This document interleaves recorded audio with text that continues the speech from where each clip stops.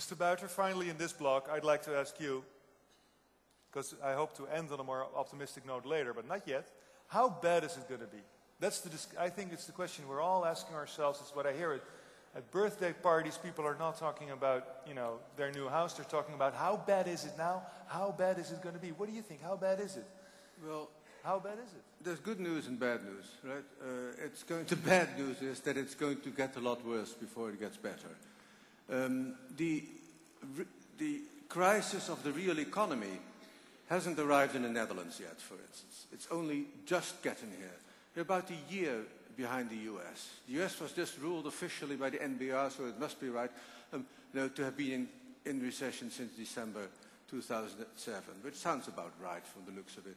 So, and even the US is only just really at the beginning of its steepest decline. We may see a decline at an annual rate in the last quarter of this year of up to 5%, which would be quite spectacular. It's consistent with consumers having gone on strike, the way Mr. Levitt pointed out. They're just not buying.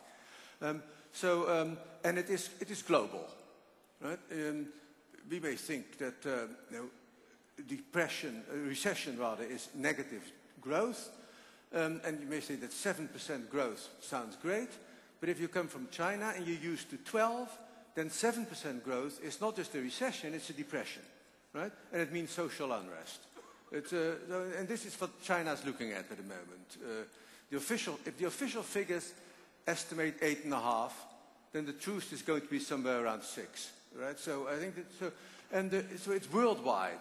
It's going to last, I think, for at least a couple of years. We have rising unemployment, negative growth until late 2010, beginning 2011. The US probably pulls out first because they went in first and because their authorities are more gung-ho. But the good news is that it's not going to be the Great Depression unless the policy authorities suddenly end up being a lot more stupid than they have been so far. The big difference between us now and the 30s is that the central banks are actually cutting rates and shoveling out liquidity as fast as they can. The budget is not being balanced. People are doing stimulating measures. And we haven't got a trade war yet. Right? Well, protectionism caused the rapid propagation of the depression in the 30s.